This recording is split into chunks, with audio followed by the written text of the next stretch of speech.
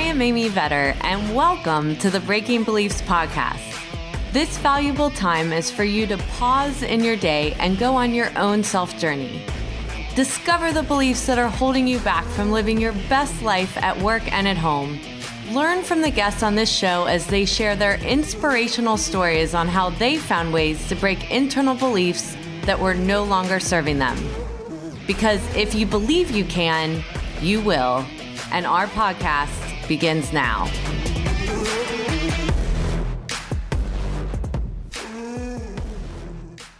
Welcome to this episode of Breaking Beliefs, where I interview Mark Koziel, CPA, CGMA, and President and CEO of Allinial Global. From the beginning of his career at a large accounting firm in Buffalo, New York, to his tenure as Executive Vice President of Firm Services at the AICPA, Mark has been a leader and consistent advocate for CPA firms. He is well known and highly regarded within the profession. He has appeared amongst the top 10 of the Accounting Today's top 100 most influential people in accounting and has been named to the International Accounting Bulletin's Global Accounting Power 50 list. In his downtime, Mark enjoys beautiful summers in the mountains of North Carolina, where he spends time with his wife, Marianne, and enjoys boating, golf, and smoking both a fine cigar with a glass of wine and barbecue. During my interview with Mark, we talk about the importance of mentors in his life that have helped him to navigate his career and what he learned from them that he uses today as a leader. I hope you enjoy this interview with Mark. If there are things in here that resonate with you or that you think could help somebody else, please share this episode with those around you so more can learn from Mark's stories. Welcome to this episode of Breaking Beliefs. I am very excited to be coming to you from the Atlantis Resort in Nassau, Bahamas with Mark Koziel, who is the CEO of Allinial Global. And Mark, do you want to give a little background on yourself before we begin? Well, thank you, Amy, for having me. I am the president and CEO of Allinial Global.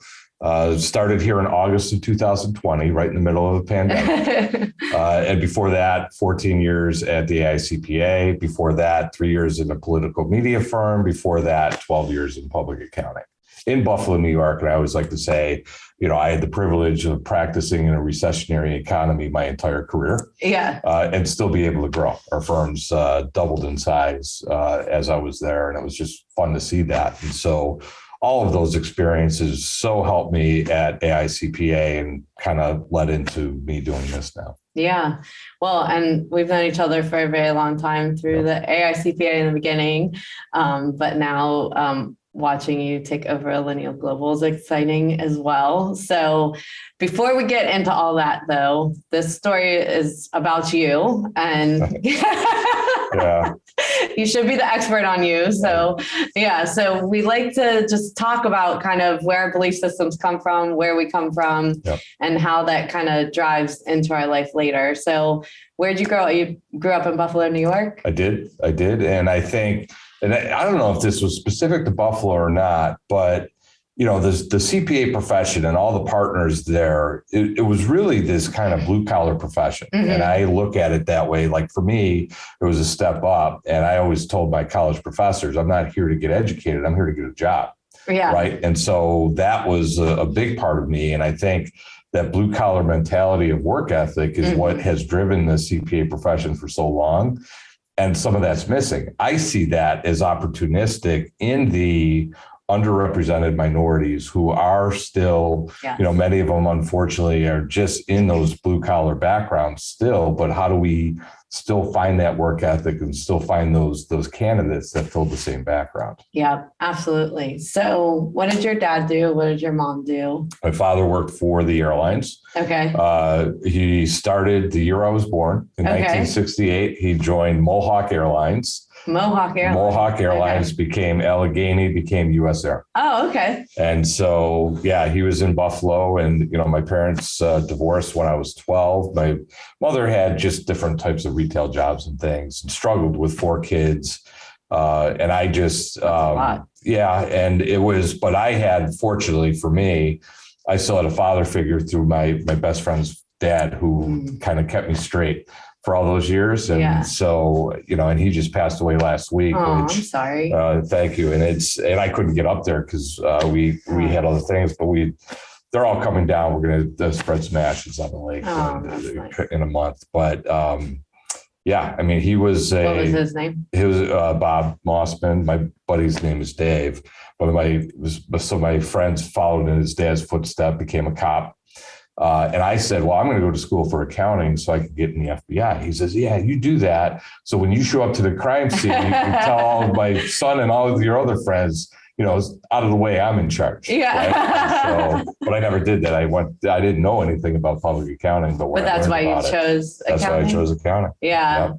I think that is, I want to just pause on that teaching moment because I think it's something I know of you to be that way as well. But I was kind of in a similar situation looking for like the role model and so forth. And my best friend's parents have always kind of been that for me as well. And I think it's important in your career and your personal life that you're always looking for someone to help coach you or be that person in your life that cares. Yeah. And it's funny because as I looked past or forward I always search for that kind of, father figure in my life, in my professional career.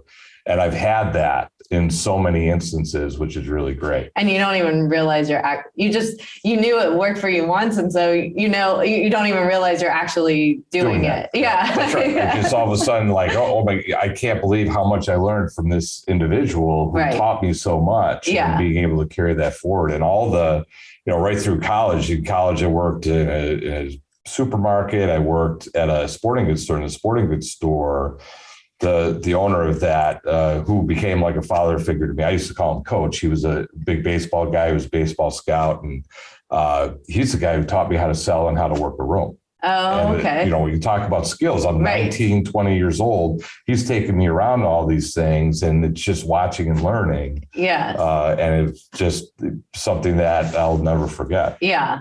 And it offsets any skill that you have, like that sales people, especially in the accounting profession, it's almost like a bad word of sales. Right. And it's like something that not only from a new sales perspective, but a client relationship, long-term relationships, whether it's friends, family, it's that mentality, even though it's called sales, it's really looking for people's pain points and how you can help. And today that's what we talk to our firms about the most is managing that client relationship. It's not about the work. No one cares about the tax return much, right? Unless something to give scary IRS letter, but beyond that, it's the relationship that matters.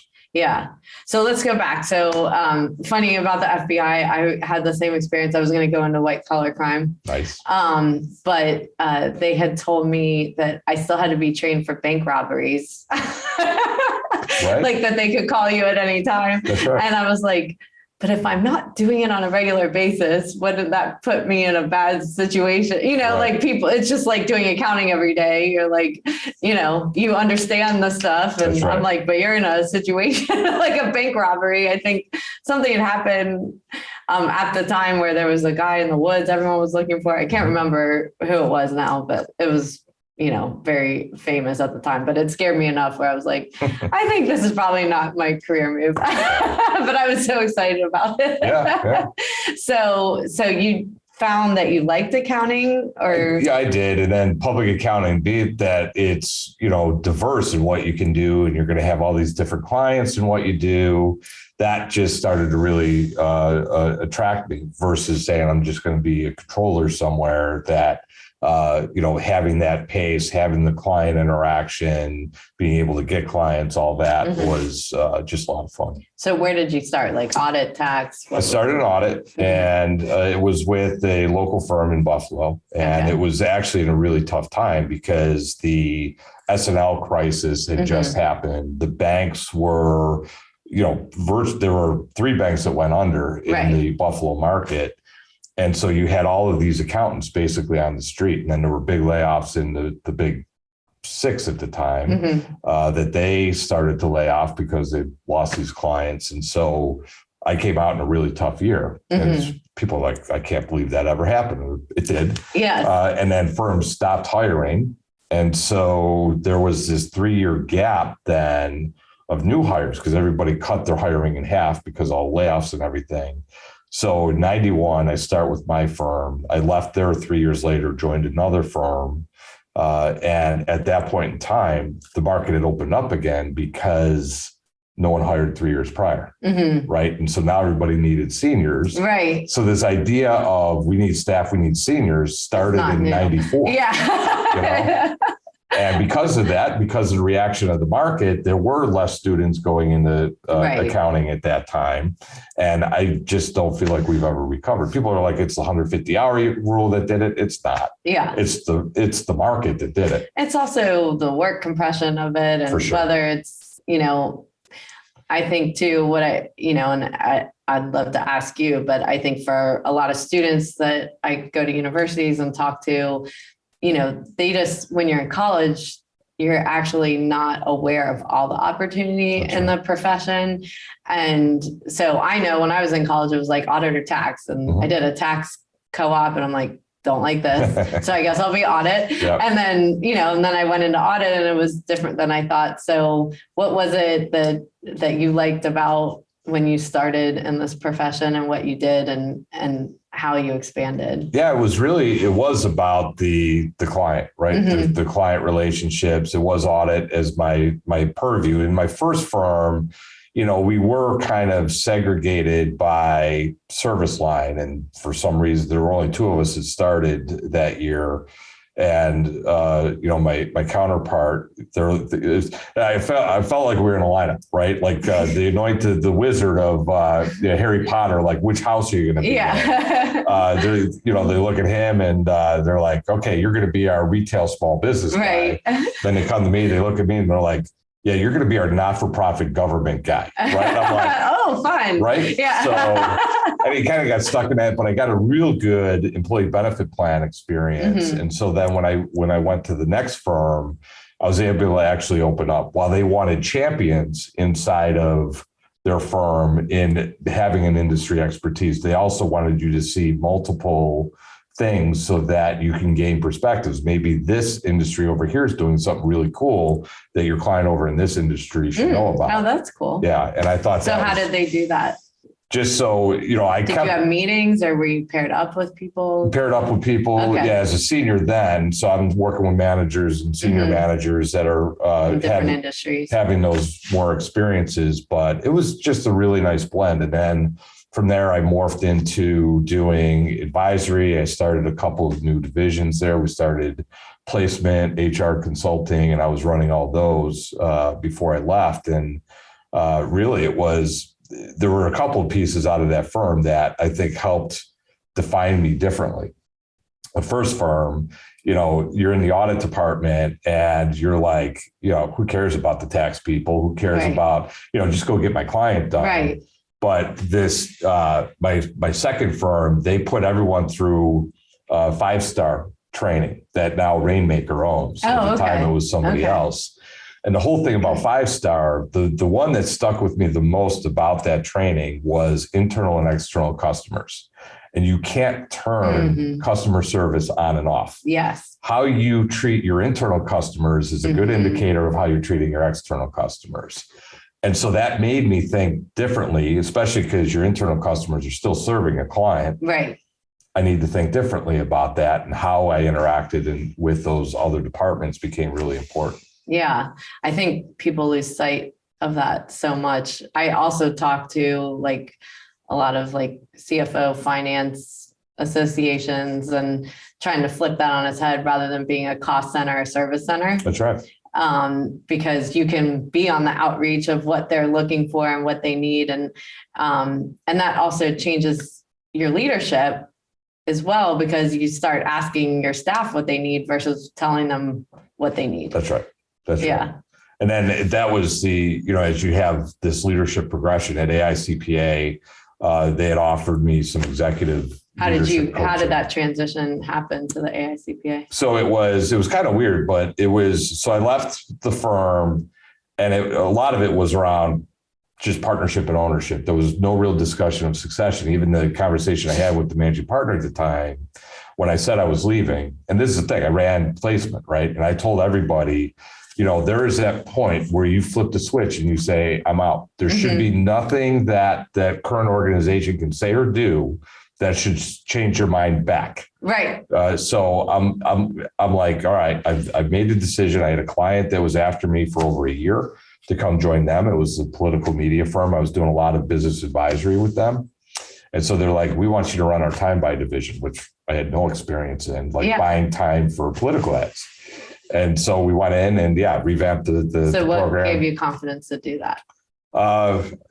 I think it was craziness more than confidence, but just talking to the owners about it and what their needs were, I'm like, this makes sense. I mean, it's still a numbers game. They knew I had experience in politics. I had helped run a couple of campaigns locally. And so I think that is part of why they thought it. And they said, you have a passion for politics. I learned very quickly that I don't. And that thought you did. Yeah, I thought I did until I actually met the politicians. Exactly. Other than friends of mine that I was helping. So then after 3 years of it, I'm like, I'm just done. And I was originally going to start my own wealth management firm. Okay. And I was in the process of doing that when AICPA announced that they were moving to Durham from Jersey City.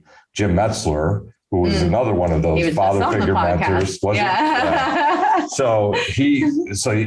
how did you meet him? So Jim and I grew up in Buffalo together, and he was like, so we were in competing firms, but still involved in the Buffalo chapter, the State Society, all that. And we still got together like once a quarter. As I was at the political firm, he was at AICPA. And so when I got the announcement AICPA was moving, I emailed him and I said, hey, Jim, I see AICPA is moving. Are you moving to Durham? He emails me right back. He says, no, but you are. Call me. You're on my list. And that was it. I mean, he had the position picked out for me. He's like, you'd be perfect at this to manage PCPS and the firm channel of AICPA. And it's, when I just spoke to him probably just a month ago, he was talking about how hard that job was because it was a very innovative job and no one really understood what he was doing. And so to also have that vision of knowing that that's what was needed too, and finding the right, targeting the right people to lead it. Which he did really well. I mean, so he had to rebuild an entire department because of, I think it was like 500 positions, only 40 people moved. Everyone was offered, but only 40 moved, which they said is fairly normal inside of 10% when you do a reload like that. Right. But that gave us, I didn't know what I didn't know. Right. And so we just went in and started doing it. But you trusted him. Yeah, for sure. And I think that's an important piece of what we learn along the way and what we need to do as leaders. It's like you were willing to take that leap because you trusted him that he would take care of you. For sure. Yeah. And it was just so incredible. And I was thinking back, some of our firms here in Allinial, they were in leadership roles at AICPA. So I knew a lot of the firms coming out of it, and just, it was a great experience for 14 years. And, like I'm sure Jim said, it was hard work. And, his purview was basically 40,000 firms. Mm-hmm. Because, all the small firms he was there to advocate for, and he did some incredible things to really help them more than people know. It's like, there are standards and regulations that get potentially proposed.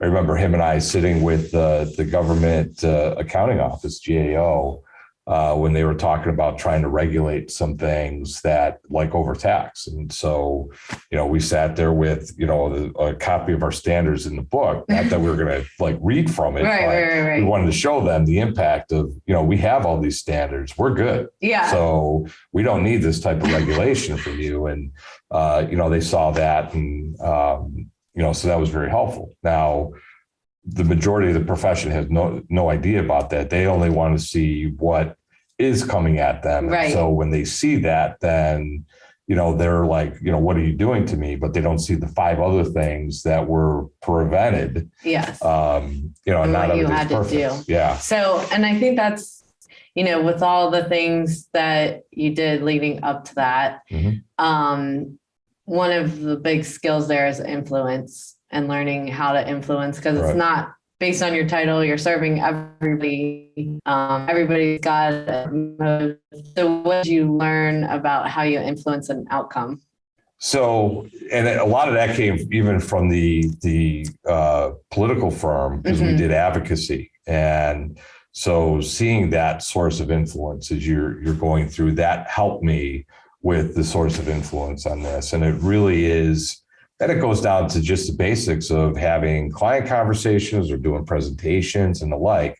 It's storytelling. It's being relatable in a way to say that. So rather in the GAO, rather than saying you need to do this, it's, right. Let me tell you about this particular firm and client and how that relationship works, and, getting them to understand in a different way. And I think we're still always trying to, that's what CPAs do, I think, well for their clients, is trying to take complex things and making it simple for the client to understand.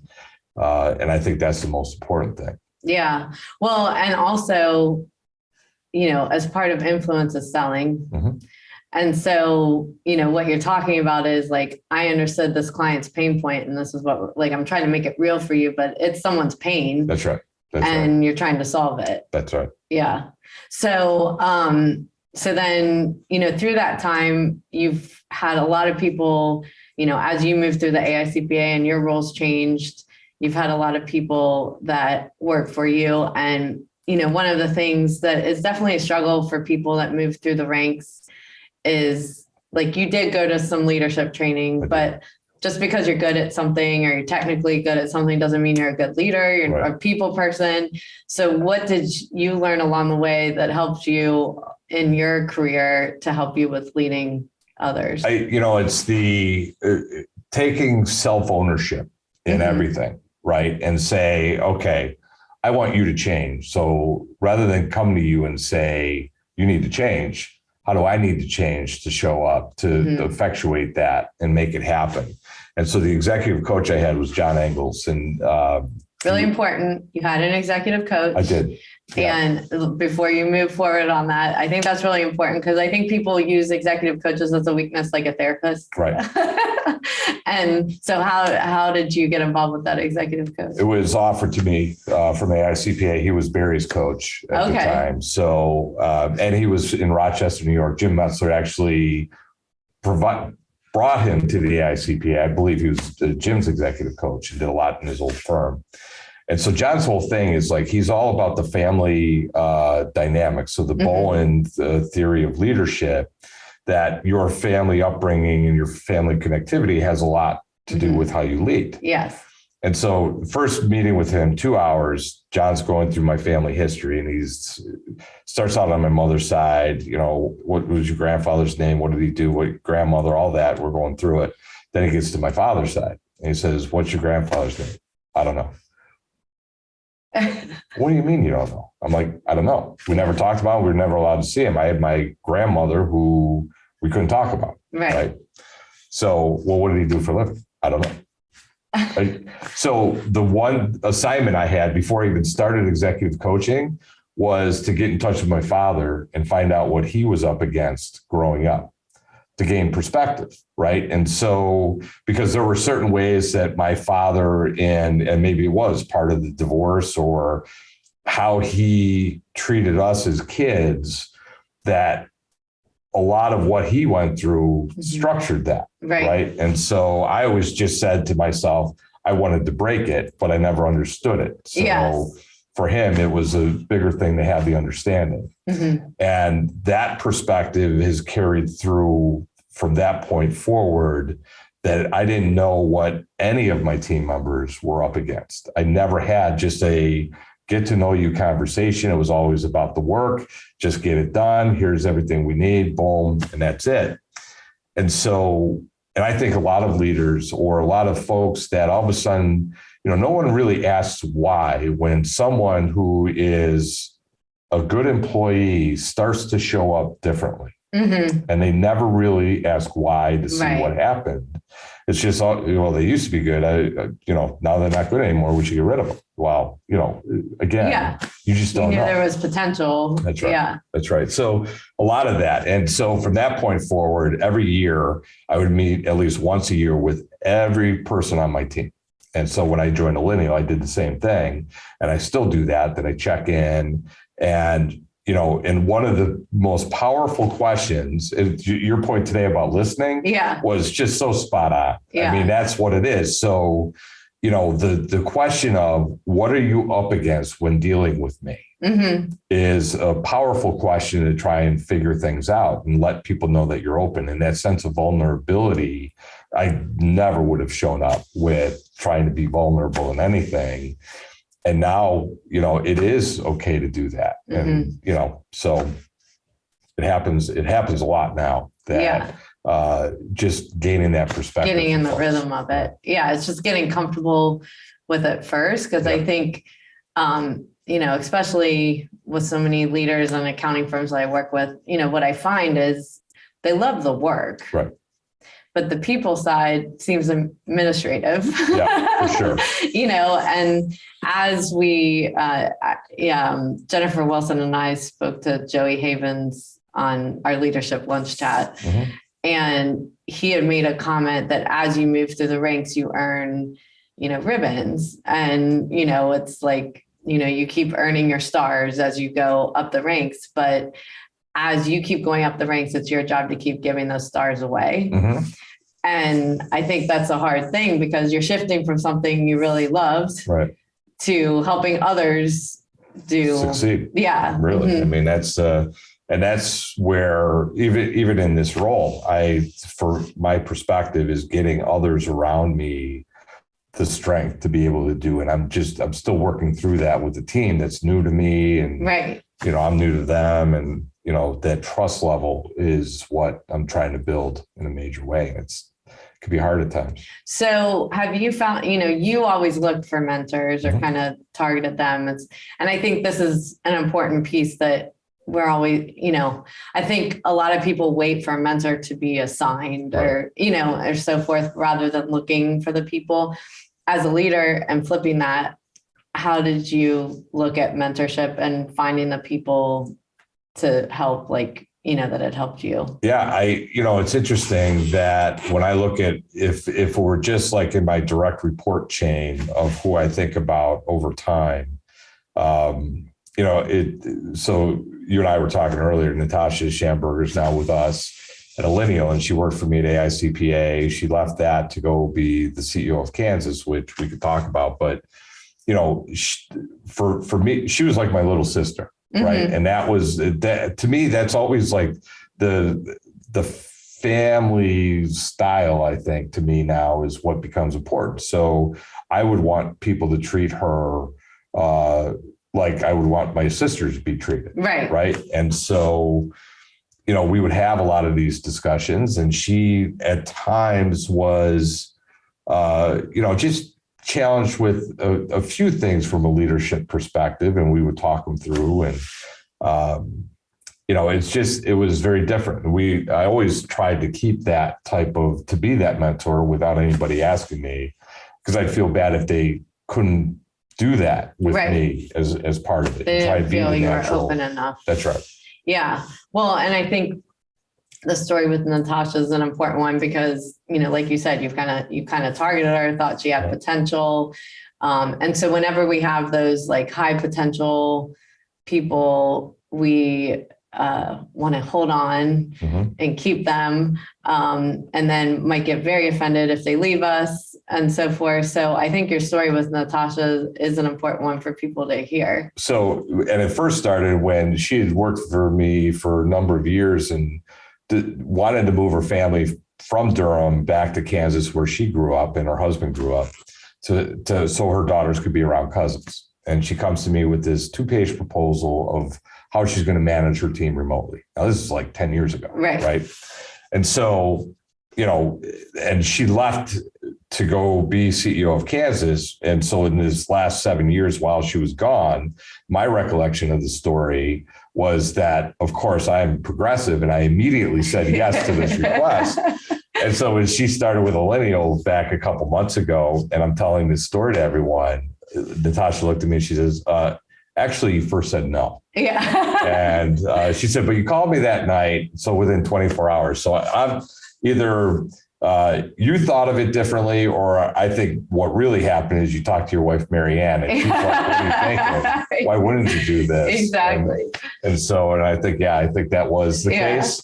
And so, we made it work, and people are like, yeah, but she left you. And because of that remote thing, I said, no, she actually, and I had encouraged her to interview for that role because my vision was she's going to get this experience as a leader in a state society. She's going to get CEO level experience. She's going to get advocacy level experience. Two things I couldn't give her where she was. And then maybe someday we bring her back to the AICPA in a different role. And of course, I decided to leave AICPA, so I'm going to pull her with me here. And she knows firms as well as I do. Right. So she's just a great leader here now. And so, it's really the perspective of being able to let go, right, is because it's right for her career. Right. And that's a really hard thing to do. And that can be even within a firm going to another department under a different remit, just because someone's a really good manager in one department, if they have a future of the firm, isn't it better that they've experienced other departments and learned how all the firm operates and the different clients and so forth? And that's really hard for people to let go of because, when you have Natasha or someone like a Natasha, it's easier for you to be a leader because you're like, oh, Natasha's got it. That's right. So letting someone like that go means more work for you. Right. And that's like unselfish, to be able to do that. But it's really, really hard because the what's in it for me isn't so high. Yeah.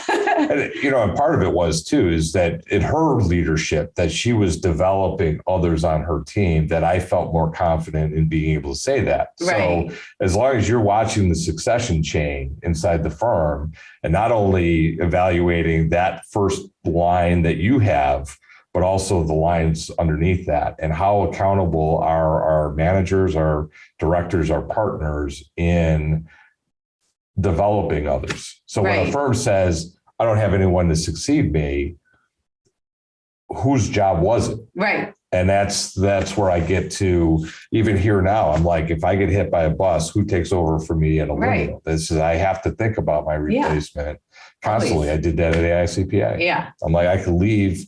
Well, I did feel bad about it because it was in the middle of the pandemic. And our team did you working. really feel bad? I did. You're like, thank God I got out, but I did. It was Eric Auskerson and I started the town halls together, right? Yeah.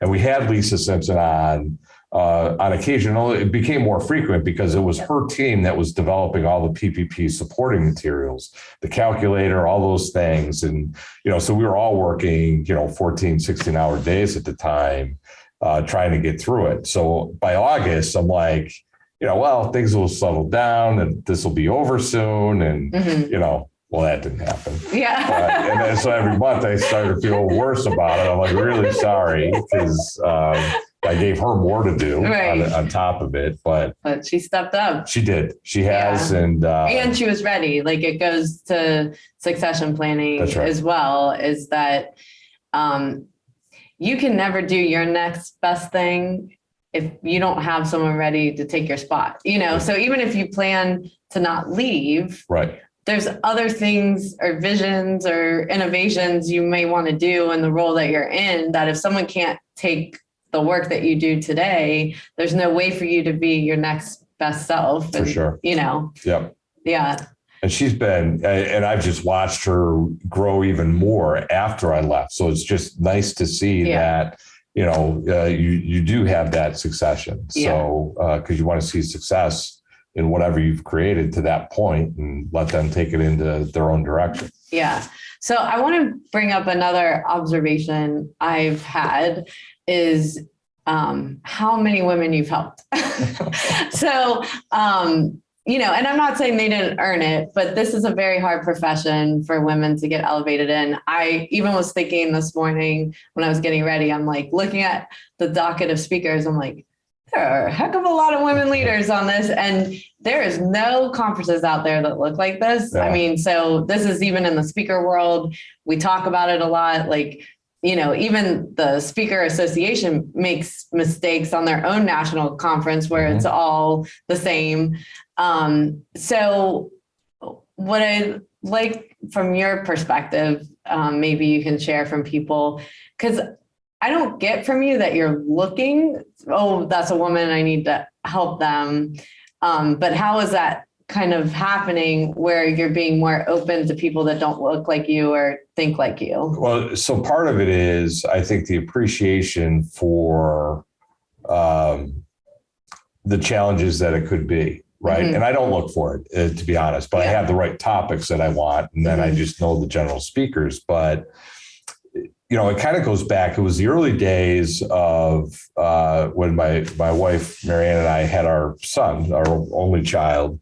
I think he was like 2 years old. And we get up to one morning and she's like, Ben's sick. He's going to have to stay home from daycare. And I like, wow, that's a real problem for you. Right. And so she's like, no, that's a real problem for us. Yeah. And what does your day look like? Because this is what my day looks like. And I'm like, okay. So and I just kind of carried that into work to say, how many of those conversations are happening with all of our team members who are here? So especially our female team members, and what are the challenges? I really watched my wife struggle at times with, career over family. And it just takes the smallest thing to happen. Yeah. And so just understanding that over time and trying to be more understanding with that and developing leaders. And, I've had, again, great mentors who are female also. And I think it was Kimberly Ellison Taylor who said this for a number of years. It always stuck with me, is that women have to work twice as hard for half of the credit. Right. And I've seen that. And there's been other instances of, working with the Women's Initiatives Executive Committee at AICPA and then the Diversity Commission, and just not seeing the numbers grow. And I say, as a profession, this is problematic. And so how do we figure it out? And it's still been a problem, but trying to attain more female leadership inside of it has become just really important. Well, and I think it's an important point. I know, like when you use that example about Mary Ann, even in executive positions I've been in, maybe travel's coming up and they're like, oh, you probably shouldn't leave, because you're the mom. Right. And it's like, my family situation is my business, Right. So let me make the decision but they're more thinking from a male perspective, well, if my wife went and on a business trip, what would that mean for me? Right. And so it's kind of coming like to be able to take your own life, but also be open with those conversations, but empower people. I think it's important because sometimes we can take that experience in the wrong direction, not intending to, where, there's so, it is still staggering to me how much leadership is still not diverse, even though the firms might be itself. And it's allowing for that difference in the way you interact and the way you express yourself. And it's hard.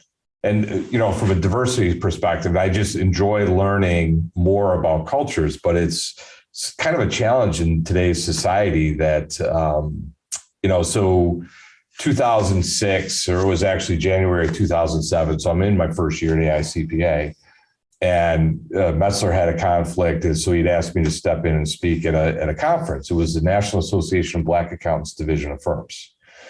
And so I go to the meeting, and I always like to get in the night before, go to their reception, meet a few people before I speak.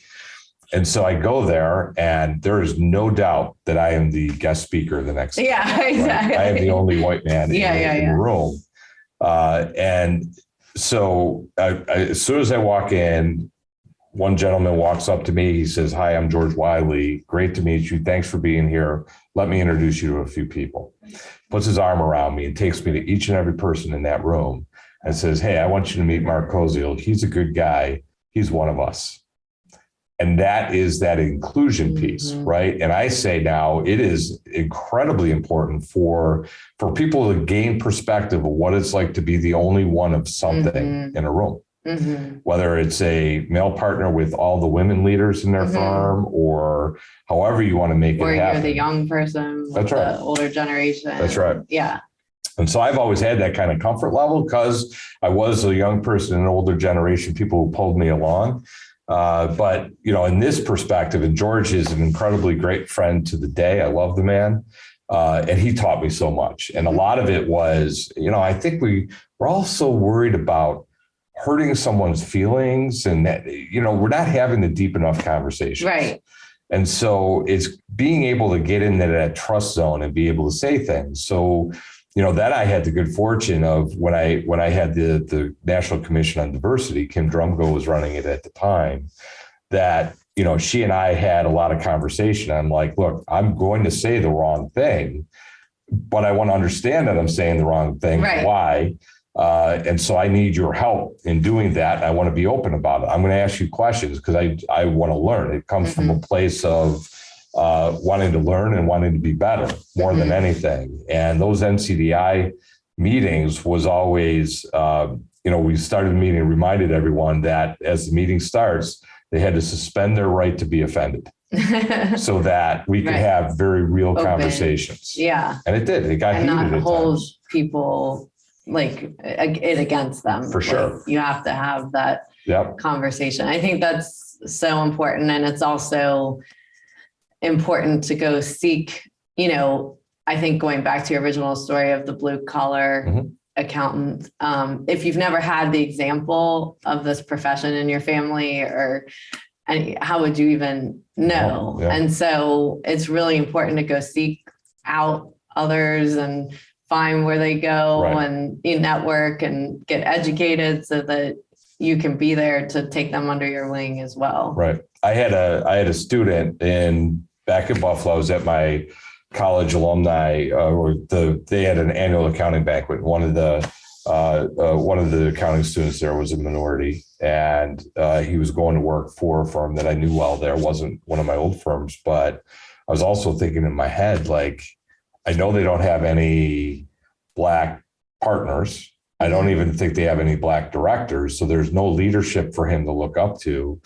And I said, look, you may not be the only Black person there. There may be others at your level, but at some point, it's going to look challenging for you based on you. There's just no one there to generally relate to. If you want to find someone, let me help you find someone. If you want someone to be Black that's made it in leadership, let me help you do that. Or at any time, you can call me and just be open and honest about what's concerning you about this. Now, you would hope for that inside the firm, but they don't always get that. And I just wanted them to stay because we have so few underrepresented minorities in leadership in the profession.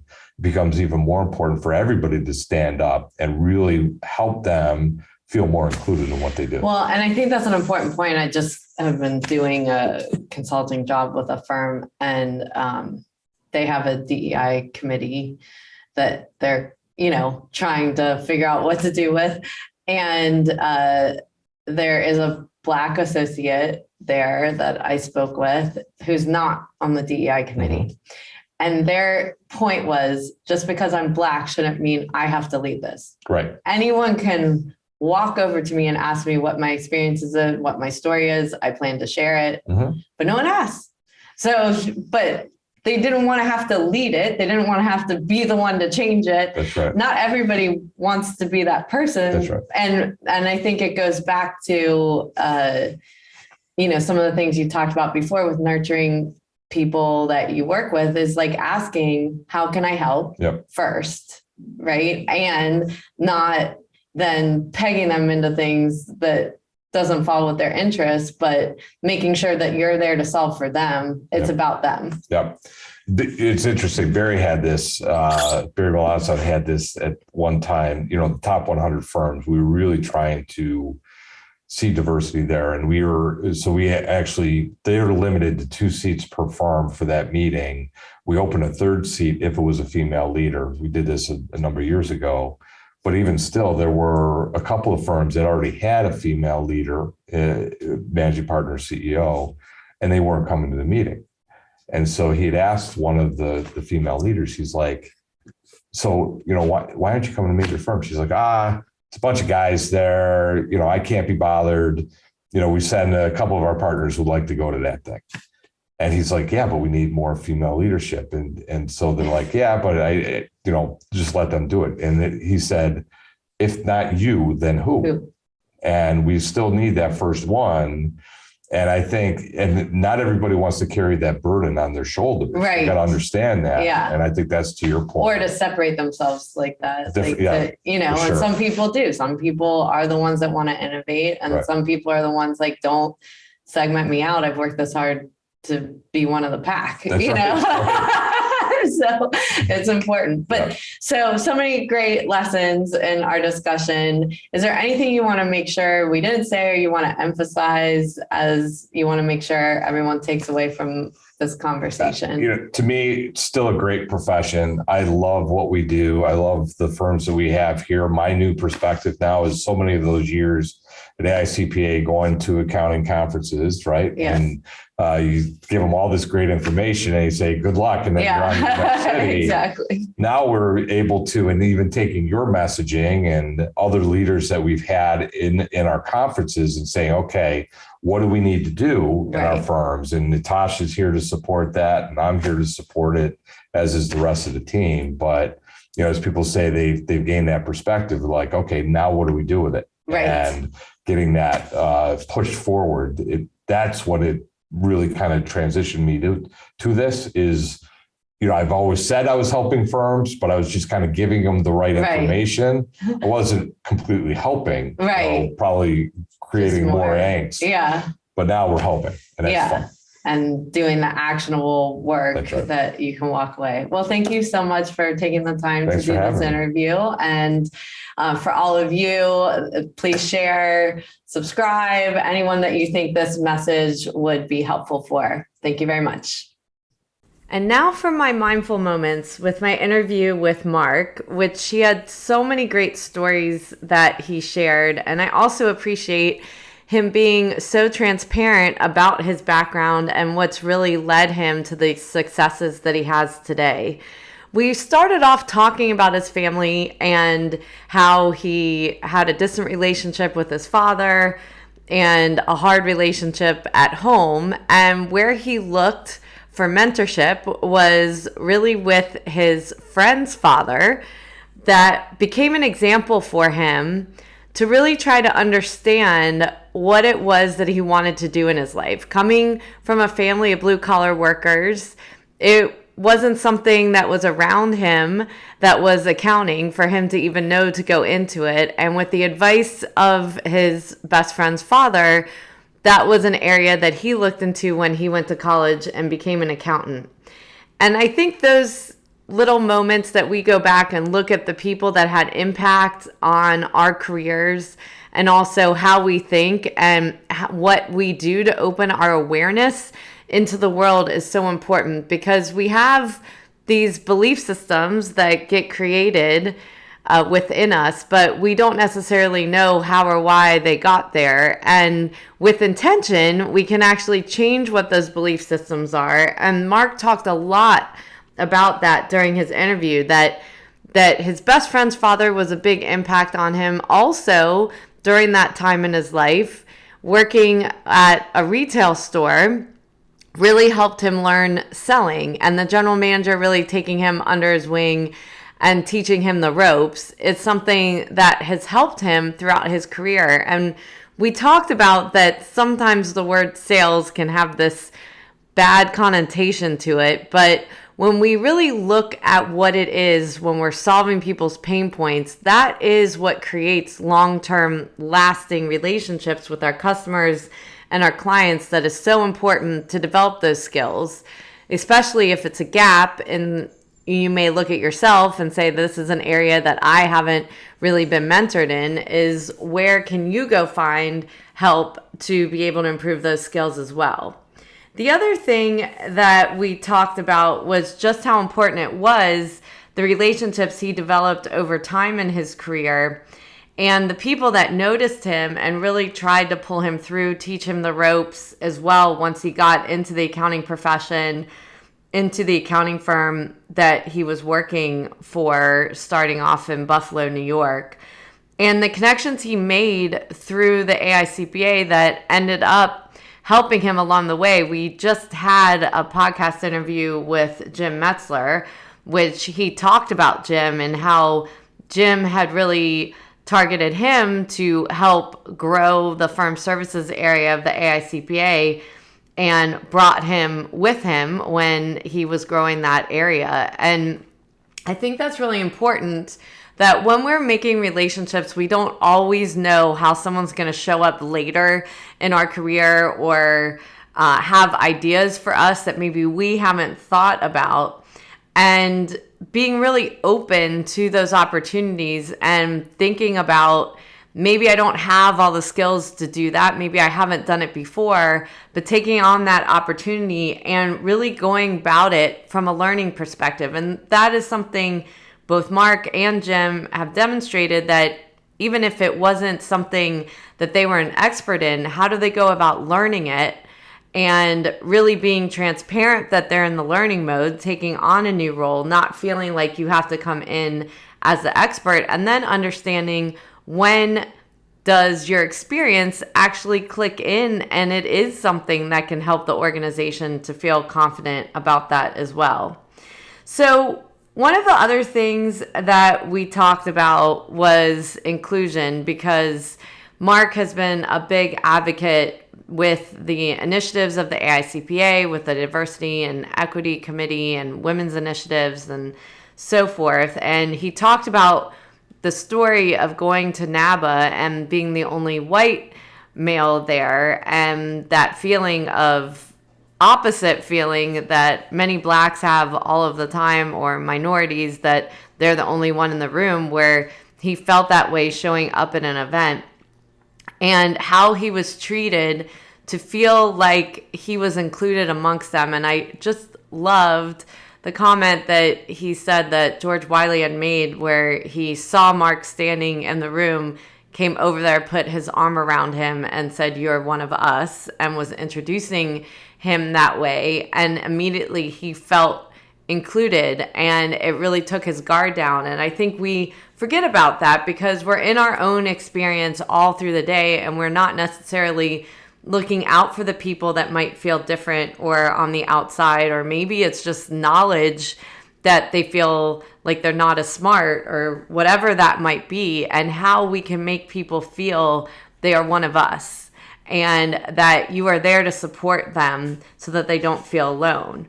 And the other thing is, with the examples that he had of mentors, really created in himself as a leader, really looking out for the people that he was going to help along the way, and always knowing where his succession was, where his bench is, who are the people that he wants to make sure that are getting the extra attention so that they're successful in their career and they feel the confidence. And we talked about Natasha that works for him, and in a very hard decision point, he actually suggested an opportunity that would have meant that she left his organization.